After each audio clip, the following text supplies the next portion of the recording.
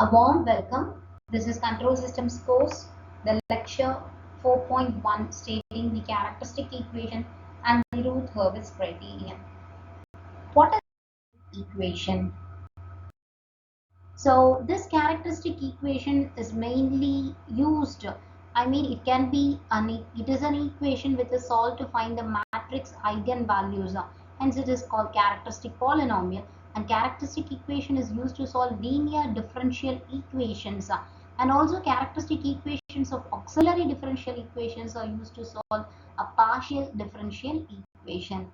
Now let us presume that characteristic equation, why is it important in under this case of stability analysis?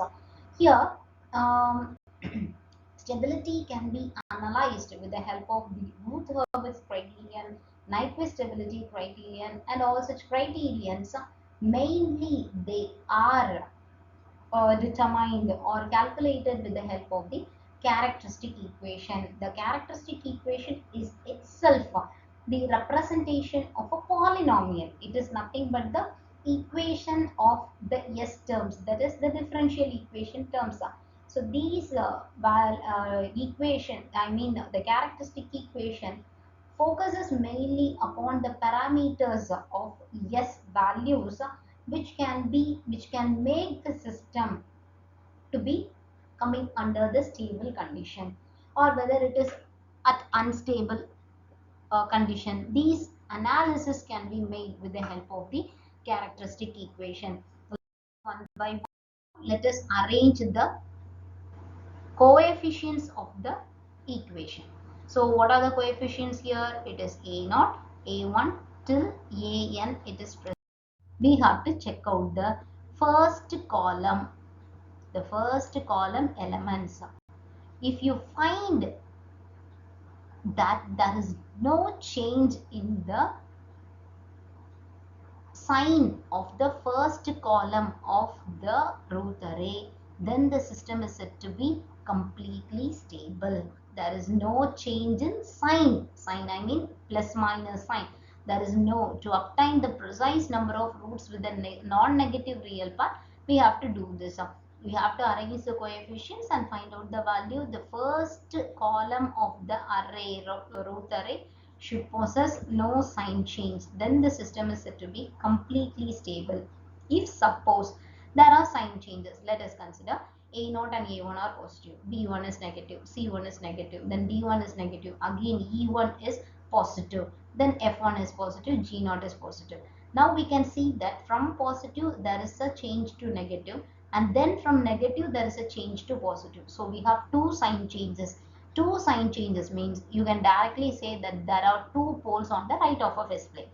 The number of sign changes will be equal to the number of roots which are present at the right hand side of S plane. In this way, we can say whether the system is stable or not. If it is unstable, how is it? This is a possible time.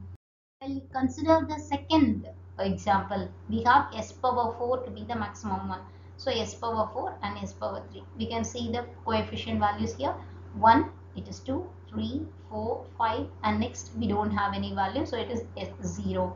So for S square, you can see you have this matrix. You can find out the value.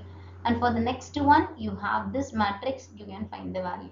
For S power 1, you find only one term and this is 0. So automatically the value is single value, and S power 0, the value is a single value. Now you can tell that so in this case if you can see there is two sign changes from positive to negative and then from negative to positive. So we have two sign changes, and so the system is unstable and two roots are in the right half of S. S power 0 value is k is greater than 0. So k is greater than 0, but it is less than 14 divided by 9. So this is a condition or range of k where the system can be stable. The system can be stable when k lies between 0 and 14 divided by 9. This is what, if you are having S cube here and S cube is entirely 0, then you have to consider the S power 4 row which is present here. So you take that S power 4 row you consider that as capital A, that is an auxiliary polynomial term, and you just differentiate it. For example, if this is s power 4, this term will be corresponding to s power 4 and this term will be corresponding to s square value.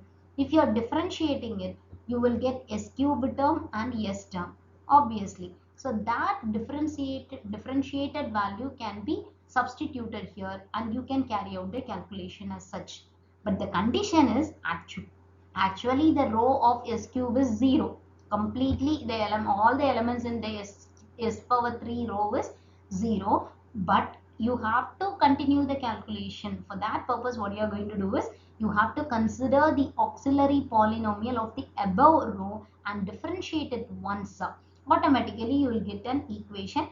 From that you can substitute value and you can carry out the calculation. After carrying out the calculation, you have to take that auxiliary polynomial term and then you have to find out the equation which is